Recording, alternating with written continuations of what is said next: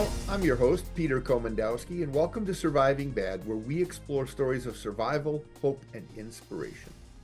Today we hear the story of a mother at the center of the storm of her son's addiction. Monika Gonzalez tells the story of her son Brandon and his battle with marijuana addiction, his psychosis, the impact on our family, and the journey of recovery. Her bravery in telling her story is rare and vital to our understanding of the risks of marijuana. Monika, welcome to the show. Please share with us a little bit about yourself and how we got here today in your life.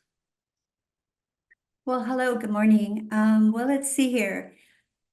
I guess through my journey, through my son's addiction, I just felt like I wanted to share my story, especially because I know a lot of families are dealing with addiction, specifically marijuana addiction. So I just feel there's a lot of misinformation or misunderstanding about marijuana. And I just wanted to kind of come forward and kind of share some of the insights that not only I've learned, but my family alongside me, we've kind of learned together through this journey. Can you tell us a little bit about your son growing up and sort of when the issue started and how they started? Okay, well, unfortunately, my son does come from a divorced family. So, it kind of started off for him a little rocky in his childhood because he didn't have his mom and dad, and his stability was taken from him at a very young age. So I think that, that there's a factor there, it's the instability for a child. And even though both his dad and I had good intentions of giving him a good, strong foundation, unfortunately, along the way, things, didn't always go ideally. So there were some things that you could see, my son, signs, whether it be some mental health, a little bit of maybe a little bit of isolation. But at the same time, what kind of throws you off is that there's still a lot of positives going on in his life. I mean, he was a good student and he was popular and he was engaged in a lot of school activities. So that's kind of like, as a parent, you're kind of focusing on all of those things, and you're kind of like looking kind of the other way towards the other things because you're just thinking it's just a phase. However, after my son got out of, like, say, middle school and started getting into high school, we did see a shift for him. We did see a shift where he was, playing basketball and then decided, I don't want to play basketball. So then he got out of basketball, and then you start to see a change in his appearance, a change in his friends. Then the day came that we discovered that he was smoking marijuana. And I was one of those parents that thought, oh, it's marijuana, maybe it's just the rite of passage that, a person's going through. So I didn't necessarily get overly alarmed, but it progressed pretty quickly because by the time he was getting ready to graduate high school, marijuana was definitely a big part of his life in a very negative way, because he was just, like I said, his appearance had changed, friends had changed, his grades had changed. Just a lot of things had just really kind of gone south for him. So by the time he was getting out of high school, I mean, there came a point where he wasn't even going to graduate. And that's like, wow. It's like we went from a kid who was an AP student, and then he went to, not even being able to graduate. So it was really like the reality was setting in for us that we have a problem. And Let me ask you a question, because now this was happening in California, right? correct. And for many of us in Iowa, we're sort of struggling with the whole marijuana legalization thing, but California was pretty early in the program where the industry sort of got a hold of what messages were out there. Did you mention that you thought it was a rite of passage? Knowing, just thinking about all the things that happened, do you think that people were really prepared for how risky their children's marijuana use would be? Absolutely not. I think when we were voting on legalization of marijuana back, I can't even remember how long it's been. I'm going to say over 10 years ago, or maybe somewhere around that time frame. We didn't know. They made it sound, when they were pushing legalization, like it was actually a positive thing. And I actually voted for it, believe it or not. I was in favor of legalizing marijuana because, again, that's what we were told. I don't think we had any idea where things were going to go. And so how did your son at a young age get access to these products? It began with getting a medical marijuana card. And there were so many unscrupulous doctors out there that were just basically handing them out to kids. My son was a teenager. So he got access to a medical marijuana card and was able to just get marijuana, supposedly, for some back injury or something that he never had. And then there he goes. There he's got his, able to purchase his marijuana. And him and who knows, however, how many other kids were doing the same thing. Wow, I'm going to take a short break right now, and I'm really excited about continuing on this story because this is a tragedy when these things that we think are safe disrupt a life so much. We'll see you all after the break. Stay tuned. Can't wait to hear what Monika's got to say.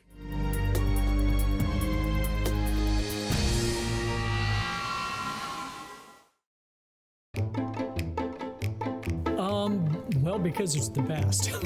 And that's true because I've thought about that. I mean, definitely the fastest. And the biggest thing I hear most people talk about is the stability of it. MediaCom's network is very reliable. We have a lot of programs in place that can monitor kind of issues that arise. That way we can fix them before they reach the customer. Trust the pros. Get extreme internet starting at $9.99 a month for a year. Watching MC22 is now easier than ever before. All MediaCom customers can watch local programming online anytime. Go to mc22.net, click Watch MC22, and log in with your MediaCom account. Not a MediaCom cable subscriber? MediaCom internet or phone subscribers can watch too. Your local programming leader, MC22, online at mc22.net/watch. Malware and bots and worms, oh my. The wild, wild web can be a scary and complex place. And as our digital world expands, so too are the threats. Watch out, Trojan horse. That's why at MediaCom, we take security very seriously and monitor our networks around the clock to stop threats before they can affect you. Not today, rude kid. Not all internet is created equal. We build ours to keep you connected and protected.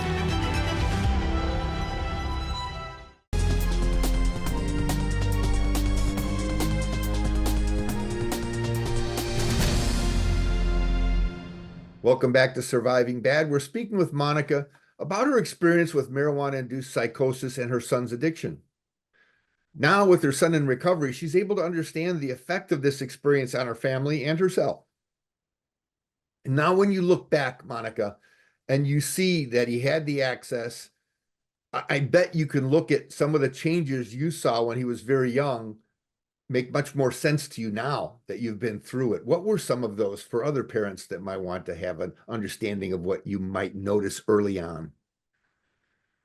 I think to be paying attention to, changes in grades, changes in motivation, changes in appearance, changes in friends.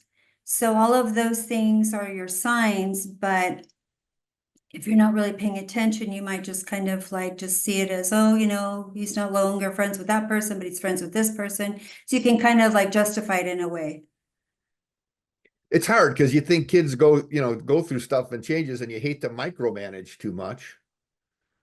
Right. And even if we did say something, it wasn't as if we were going to be able to stop him anyways, because, if he really wants to be friends with whoever, it's going to be, he'll find his way. Did he know at any time early on, did he have any sense that this was an addiction, or was he sort of caught up in it without being able to control it? I think he got caught up into it without being able to control it. I don't think, of course, I know he didn't anticipate or he didn't know. I think he was just a young teenager experimenting, and then it got out of control. So you get to this time when he's probably, or maybe not going to graduate from high school. Is that sort of what triggered your involvement in trying to figure out what was going on? Absolutely. We had already tried to do some interventions before. We were unsuccessful. So it was kind of like a train wreck that was kind of already, in motion. So we couldn't stop it. but we still didn't know how bad it was going to be. We just kind of thought, okay, again, it's just marijuana kind of thinking. So therefore we weren't 100, really alarmed. We were concerned, but not necessarily really alarmed. But as it continued, and now we're getting to that high school graduation that's not going to happen. Now the alarm bells are definitely ringing really loud. So then we started to look into possibly a rehabilitation center. And that began a whole new journey for us because we were so naive as far as, who's out there, what type of services are provided. So one of the first things I did was I just started to Google rehabs, and I got a hold of I believe it was a rehabilitation center that recommended me to a person. And this person, beknownst to we didn't know at the time, this basically was like a body broker is what he was. He was charging us, I think he was charging us about $6,000 a month just to help us with our son. And he was the person that recommended the rehab. He was also, like I said, charging us for services that we were unclear of. But at the end of the day, he was basically just playing ping pong with our son maybe once a week. So he was just taking our $6,000 and we were paying it because we thought, okay, we have somebody who's knowledgeable. We really didn't even check credentials because we didn't even know what credentials we're looking for. We were just blind. We just had no idea what we were getting into. So his first rehabilitation center, again, was recommended by this person. As soon as he left, he just relapsed. He relapsed within maybe 2 months afterwards. So we were back to where we were before. He was going back to smoking marijuana, and we were still paying this person. And then this person said to us, well, let me get you into another rehabilitation center. So he was basically kind of sending us off to these rehabs that he had connections to. We had no idea if there was any sort of financial interest. Again, we were just so naive. Neither one of his father or I had any experience with drug addiction or alcoholism or any of that. So we were just, again, we just didn't know. Unfortunately, it wasn't until maybe his third rehab that we made a decision to cut ties with this. And I'm going to call him a body broker because that's pretty much what I would describe him as, because he charged us the money he charged us. And at the end of the day, he wasn't really doing anything for us.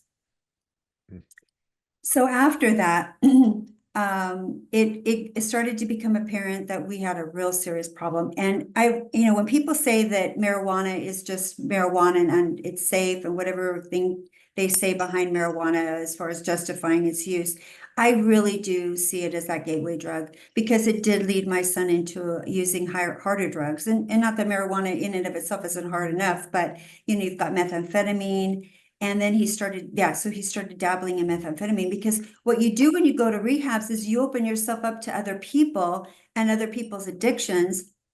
It's almost like going to jail and learning your trade even that much better. So I didn't see it at the time that my young son was exposed to all these people that were using harder drugs and were exposing him to maybe a life, what's the word I want to use? It was like showing my son, exposing him to others in addiction, and it kind of led him more towards addiction instead of recovery, if that makes any sense. It makes tremendous sense. We're going to take a short break. We come back. We're going to continue our conversation with Monika. Stay tuned. You don't want to miss this.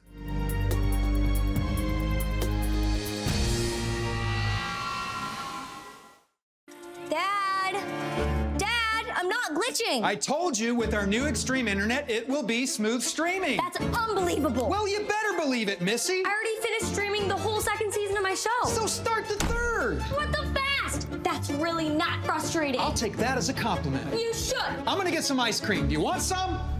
With the drama-free reliability of Extreme Internet, you'll have to create your own. Get super fast internet with whole home Wi-Fi for as low as $24.99. Watching MC22 is now easier than ever before. All MediaCom customers can watch local programming online anytime. Go to mc22.net, click Watch MC22, and log in with your MediaCom account. Not a MediaCom cable subscriber? MediaCom internet or phone subscribers can watch too. Your local programming leader, MC22, online at mc22.net/watch. You told me not to talk to strangers. You told me not to cross the street without looking both ways. You told me not to touch the stove. You told me not to do drugs. You told me not to drink and drive. You gave me so many messages about how to stay safe. Why didn't you keep me safe by properly storing your gun?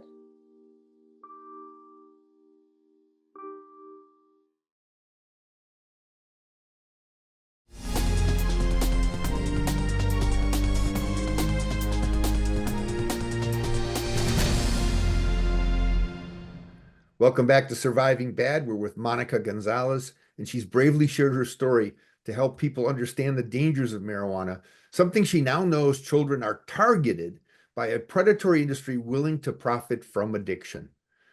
Monika, continue your story. Okay, so I believe where I left off was around maybe 2017. And from there, my son continued on in and out of rehabs. And each rehab center, he would go out, he would come back in. It was just this revolving door.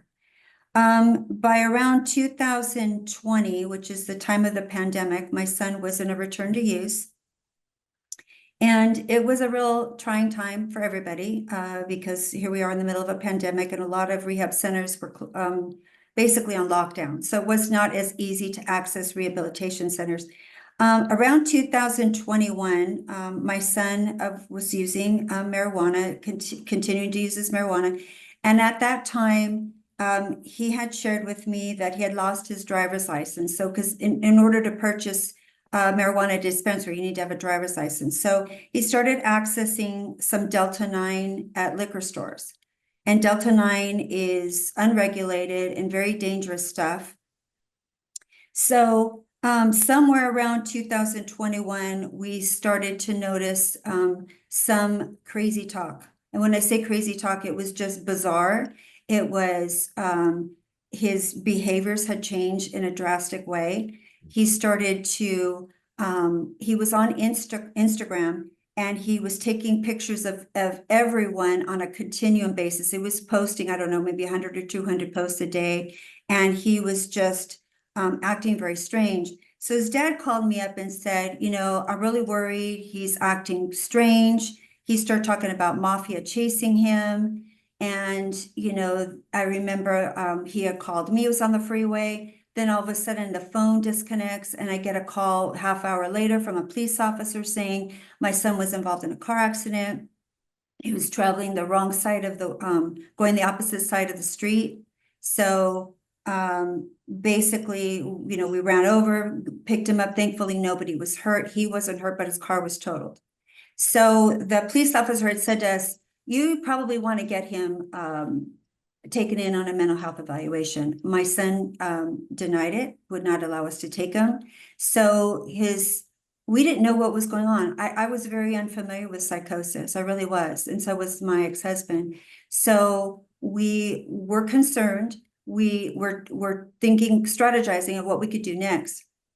We started discussing doing what is called a 5150 here in California. And, but we were afraid to do it at home because his brothers were there and we didn't want his brothers to see. So we made a plan that I was going to take him to a hotel and I was going to be alone with him. And then I was going to call and get that 5150. So sure enough, that's exactly what happened. And it was heartbreaking because the morning that I called the police, I was crying. I was, you know, I was just, it's a hard call to make. But What is a 5150? 5150 is an involuntary hold. If you are a danger to yourself or a danger to others, the police have the power to come pick you up and take you to a psychiatric hospital. And then they'll hold you, I believe, for 72 hours. If it's a 5250, I believe they have up to, I'm going to say, as almost a 2-week hold. So when they picked up my son, they did. And I called to see where he was at. They told me the name of the psychiatric hospital. They kept him there on a 5250, means a 2-week hold. By the time I picked up my son, he was a whole other person. He was talking it was like it wasn't him anymore. I was talking to a pseudo version of him. It was another person. And we just didn't know what to do because we didn't know where do we go. I picked him up from a psychiatric hospital. I don't know what rehabilitation was going to take him based on his mental health. He was given a whole bunch of antipsychotics. And then from there, he went into a very major, it was a major depression disorder. It was as if like a couple months later, he went from this grandiose thinking to, the opposite for him was more like just sitting completely like not even there anymore. There was no expression on his face. You couldn't talk to him. He wouldn't answer you. He wasn't showering. He was just completely like in a whole different place. So we just started, my ex-husband and I just started talking about what are our options. So we got him to go back to a psychiatric hospital for a program. And he went through that program for a couple of months. And then we discovered that he went back to smoking marijuana. So when we found out he was smoking marijuana, we were like, oh my God, now we're going, back to marijuana because we had that a couple months of sobriety. So we just were at our end. We just didn't know where to go from here. And that was the time that he finally, we talked to him about going into a long-term program. And that's when he said he would accept and go. And that was on April 29th, 2022. And you know what? I know you've already told me that he's doing well and we're in a great spot. We're going to take a break and let's talk about recovery and how it's beginning to heal and bring the family back together. We'll see you all after the break for some final comments, insights, and inspiration from Monika. Stay tuned. You don't want to miss this.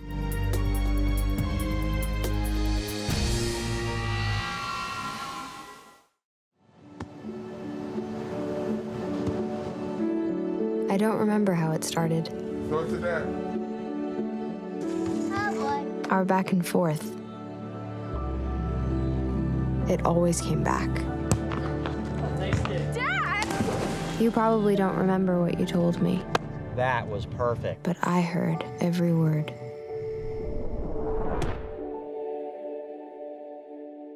Watching MC22 is now easier than ever before. All MediaCom customers can watch local programming online anytime. Go to mc22.net, click Watch MC22, and log in with your MediaCom account. Not a MediaCom cable subscriber? MediaCom internet or phone subscribers can watch too. Your local programming leader, MC22, online at mc22.net/watch.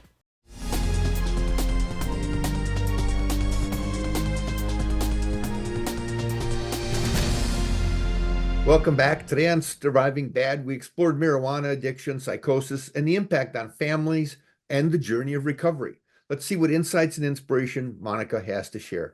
Monika, let's talk about the recovery process and what a positive experience this is now becoming. Okay, so I believe I left off where my son at this point had accepted to go into a long-term program. And we didn't sell it to him as a long-term program. We told him it was a 3-month program. But once he got there, one of what they do there is to try to encourage people to stay long-term because they really are a long-term program.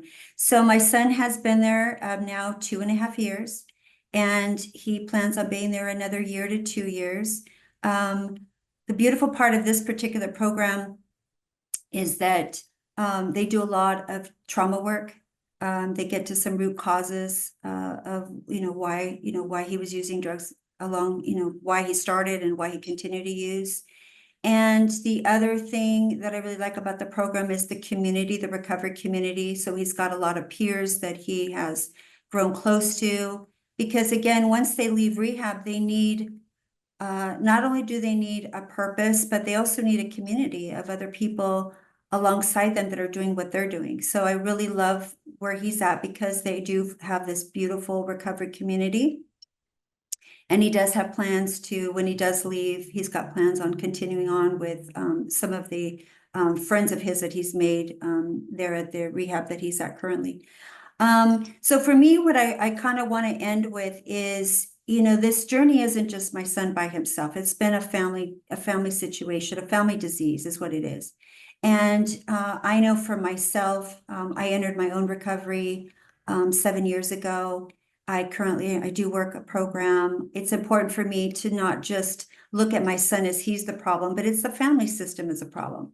And, you know, we were doing a lot of enabling. We were doing a lot of, we were overcompensating in many ways for him. So we weren't allowing him to really grow up and become the man, you know, that he needed to become. So I think that's the other good thing about this long-term program is that we've been able to kind of pull apart the enmeshment that was going on. So I think that's been a positive. But since then, we've been rebuilding our relationships. You know, he's getting closer to not just myself, but his dad, his brothers. It's not a perfect story. There are some relationships in our family that unfortunately are not necessarily, you know, there's been some estrangement. So, you know, there is a cost for addiction and what it does to the other members of the family. So unfortunately, we're giving it time. We're also allowing for, you know, there's a healing process that we're all going through, but we're hopeful. But like I said, for us at this point as a family, we just saw him, it was like about a month ago for like a family picnic for, you know, it was him at his rehab. And it was just a beautiful day to see all the families coming together, supporting their loved ones. So we today are hopeful. And that for me, you know, helps me, you know, see the other end of the story, which for me is giving back as much as I possibly can. I do work in addiction now as a substance abuse counselor, and I am working towards becoming a therapist because I do want to focus on working with individuals that suffer with the disease of addiction. So I feel like that's been kind of my calling as a result of this situation that our family has been placed in. So I'm hoping that I'm going to be able to continue the journey working with others that are suffering with the disease. I certainly wish you the best of luck because we need people that have lived the experience, come out on the other side to be able to guide people through this process. Yeah, I always say the map is not the territory. So if you're going to do a good job, and I know your son was very supportive of you telling the story as well, I really appreciate that. I appreciate you being here to share the story. And I thank everyone for watching today and sharing in the bravery that Monika shared with us. Thank you. Check out our website at healthyiowa.org and keep an eye on MediaCom MC22 for our next episode of Surviving Bad, where we explore stories of survival, hope, and inspiration. On MediaCom MC22, your local programming leader.